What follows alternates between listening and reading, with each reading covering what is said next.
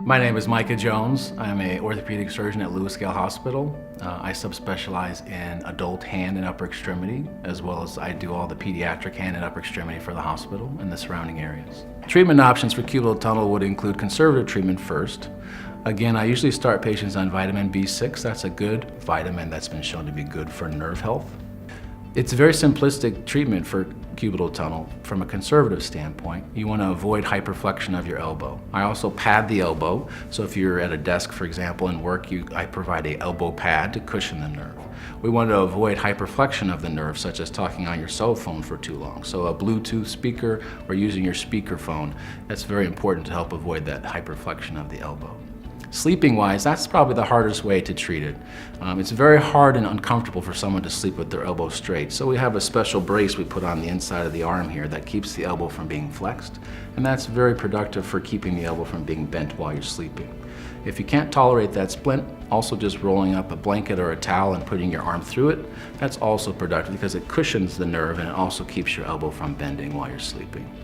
There's also an additional conservative treatment for any nerve pathology, such as cubital tunnel or carpal tunnel. It's called nerve gliding exercises. That's something that I prescribe very commonly and my therapist teaches patients.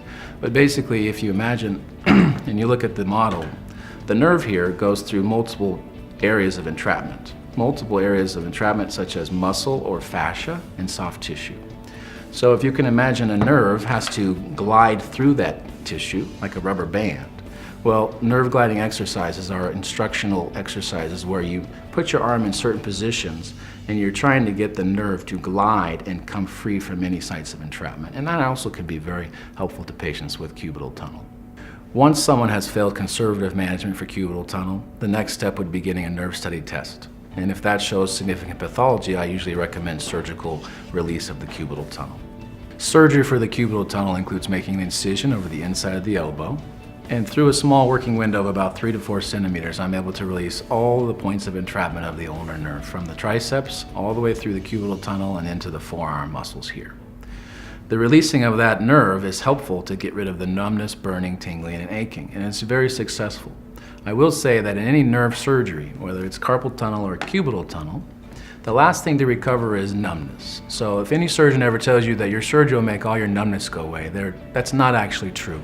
Numbness is a hard thing to predict whether it will recover or not. The burning, aching, tingling is usually very reliable to go away almost immediately after surgery.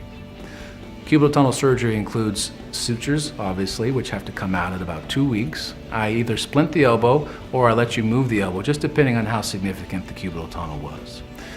There's really no restrictions after surgery other than maintaining the splint and keeping your stitches clean and dry. And then at the 2-week mark, I take the stitches out and I let you basically have full activity and full range of motion after that. Very rare does it include any physical therapy after surgery.